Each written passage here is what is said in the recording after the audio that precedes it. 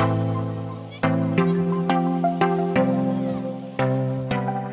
the midst of a few personal setbacks in the year 2013, I was once casually browsing the internet researching human sexuality.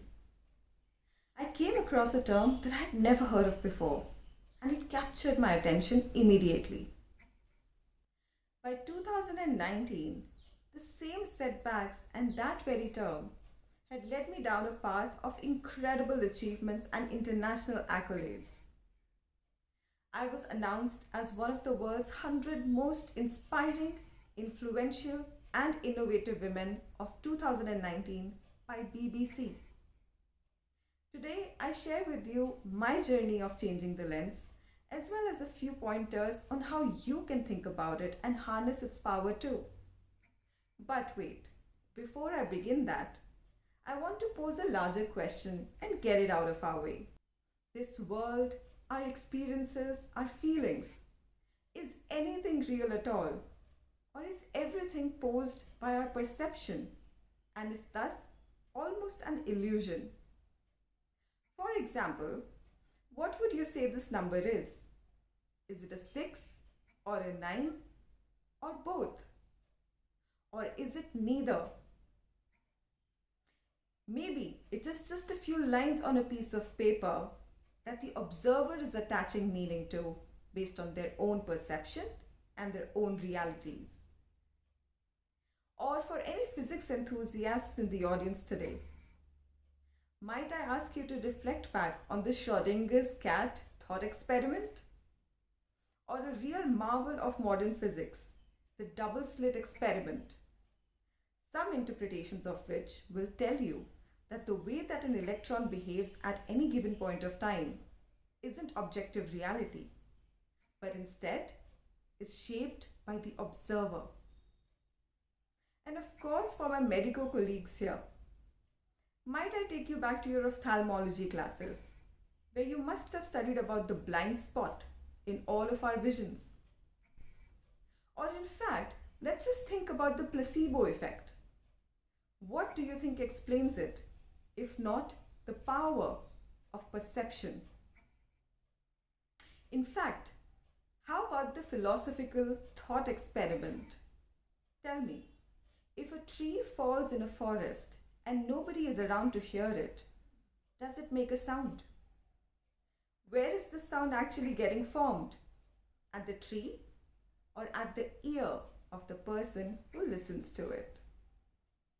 While all of these are great for some mental gymnastics, and I encourage you to consider them, I'm going to talk today about my own personal journey with changing the lens.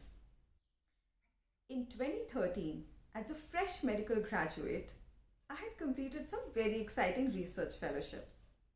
What I knew was that I did not want to continue as a clinician or as a professor.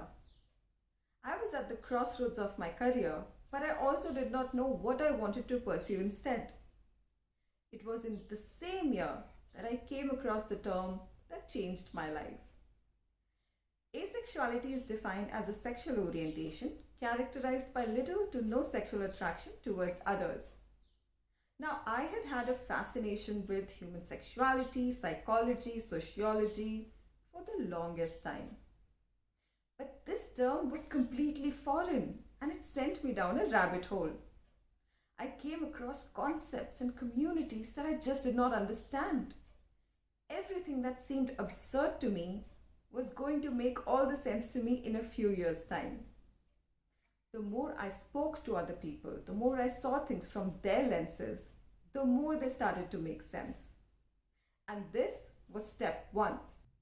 When you come across an absurd or a foreign concept, try to look at it through a fresh pair of eyes, a new set of lenses, even if borrowed, to allow for paradigm shifts in your own perception. Then, I started looking for a platform for asexual people in India. After many months of looking, I came to the bitter realization that there simply existed none. And so, I started writing to other organizations and initiatives and waited for somebody to do something. Eventually, I got tired of waiting and in 2014, I decided to take a small step myself instead. That is how Indian ACEs was born, a simple Facebook page dedicated to the asexual community in India. Over the years, it has grown into a much larger international movement. We do workshops, advocacy work, research work, and many other community events for the cause. This was step 2, using a zoom lens to focus on taking small steps leading towards a massive change over the long term. During the formative years of this initiative, I was also juggling my full time public health roles. That hectic schedule and this added community work was really beginning to drown me, especially because I was a thorough perfectionist. I was afraid to produce anything less than perfect and was deathly afraid of failure. Over time and with experience, I realized that perfectionism isn't a virtue at all and that failure has a major role to play in success. It was only after I realized these things that I started doing work that was less than perfect. I realized that doing imperfect things is better than doing nothing because of an analysis paralysis. My mantra ever since has been progress over perfection. And this would be step 3, removing my rose tinted idealistic glasses and instead taking a clear, practical look at the fallacies of perfectionism and the value of failure. As my initiative grew, my work with it started becoming more and more serious.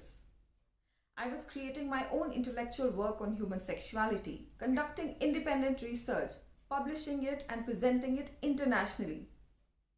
On the other hand, my public health role too was blossoming, and I really enjoyed that as well. I wanted to combine these two but found myself torn between them. There were very few places where these two intersected and very few such roles available. Now, as a medico, it's always difficult to deviate from the traditional path. But today, I call myself a proud social entrepreneur. Through my initiatives, I now create the very niche that I was once looking for in other organizations. I now work for sexual health and rights in the way that I wanted and create opportunities for others too. This was step 3, pivoting my lens to find the gaps in our current society and making the invisible visible. The work that I've done through my initiatives has been unconventional to say the least. I've had the opportunity to impact people's lives in very unique ways, creating solutions to problems that were unknown to the rest of the world. Can you imagine a doctor organizing speed dating events? You're listening to one right now. If that thought made you uncomfortable, perhaps you could use a change of lens too. For many people from the asexual spectrum and other non-sexual people, the number one cause of anxiety is finding a suitable alliance. Dating and relationships take a toll on all of these people. And so, I came up with Platonicity, a matchmaking platform for this very purpose. We have already made hundreds of matches through this platform. This was step 4, using a wider lens to notice various aspects and facets of any given individual. Most of us have potential in more ways than one. Now, over the years, I might have gained some name and fame. But with all the praise and appreciation, also come the haters and the trolls. Initially, it used to upset me, and I used to try really hard to resolve every issue that anybody came up with. Thankfully, I very quickly realized that even the most perfect lens needs to be adjusted once in a while. And now I know that it's important to focus on what's important and keep the clutter in the background. This was step 6. Use the focus adjustments to make sure that you're not spending too much time on things that don't matter. Keep your eye on the target. And lastly, trust me when I say that the number of people in our country that are suffering due to our hush hush attitude towards sex education and the meager attention paid towards sexual health and wellness is huge. It's beyond your expectations. Over the years, I've counseled many families, many couples, and many individuals for simple reasons that they could have solved by themselves. This was simply because there is no culture of talking openly about sexuality and sexual health. May I urge you to change the lens through which you or your loved ones might be viewing this very taboo subject. And this would be the final step. Step number 7. Discard any myopic lenses that you might have grown up with. Those lenses will serve neither you nor the society at large. While in my life, the role of changing lenses only became apparent to me looking back, I hope that there's something you can take from today's talk and use it going forward. Know that at any given point of time, your lens is only capturing a part of the reality, and that there could be things happening outside your frame that you're not even aware of. Know that the zoom in and zoom out function is always available to you to focus on the details as well as look at the larger picture once in a while. Know that you have the opportunity and the ability to pivot your lens if you so want to. Know that if your lens isn't serving you any purpose at any given point of time, you're free to borrow from the people around you. We each come with a very unique set of lenses. And know that when you're watching a 3D movie without 3D glasses, even the most spectacular effects will appear flat and boring. And so, whether you're looking for better input from your vision or for a better outcome from your life, you could use a change of lens. This was me, Dr. Pragati, signing out. Thank you.